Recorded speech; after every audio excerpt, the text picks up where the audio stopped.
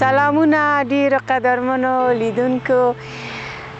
پس د روزې اوله ورځ ده، روزه د ټولو ته مبارکه وي.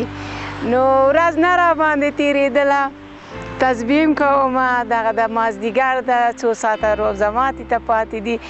نو راووتم دغه شنو پټو ته، نو ګاونډیان نشته چې د ګاونډۍ ښځې ته ورشم او هغې سره خبرې وکړم.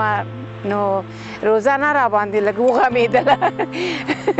خدای وکړي چې په تاسو باندې هم چې هر چېرته که روزه مو ماته کړې وي، خوشحاله او ارام اوسئ، خوشحاله روزه ماتې ولرئ.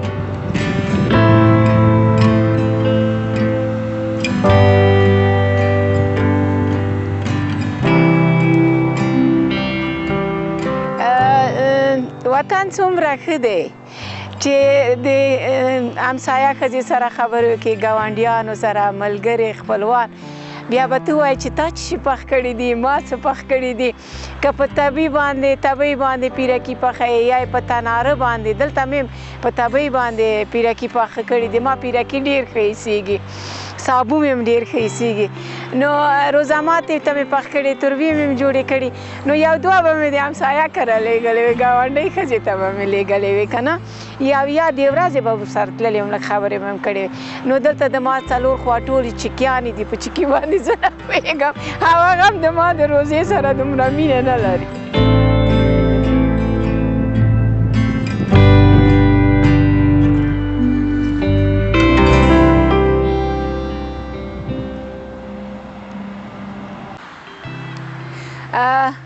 ماشومان مې راوړل له مکتب نه، نو پاڼه علیده وږې ده، بڼکه علیده وږې ده، نو کار نه راته کوي سره.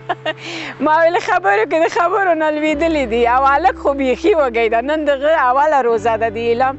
ما ورته ویلې چې هلکه وړکه یې 14 کلنې نری یې وچ کلک یې، روزه مه نیسم. وایي نه مورې زه روزه نیسم. نو خدای دې توفیق ورکړي چې ټوله روزه ونیسي. جنکۍ خو نامخدا تکړه دي. نو هر چېرته چې خوشحاله روزه ولرئ. که زما د خبرې مو د روزې خوښې شي، نن مې ټوله ورځ استغفار ویلی ده او لا اله الا الله مې ویلې ده. خدای دې قبول کړي زما عبادت، خدای دې په افغانستان رڼایي راولي، په هر کور کې دې ګرمه ډوډۍ، سړې اوبه او خوشحالي او صحتمندي. نو که مو خوښ وي نو کمنټ کې ولیکئ چې یو نیم روزه کې راځم او تاسو ته یو نیمې خبرې، خپلې خاطرې در سره شریکوم. خوشحاله او ارامه اوسئ.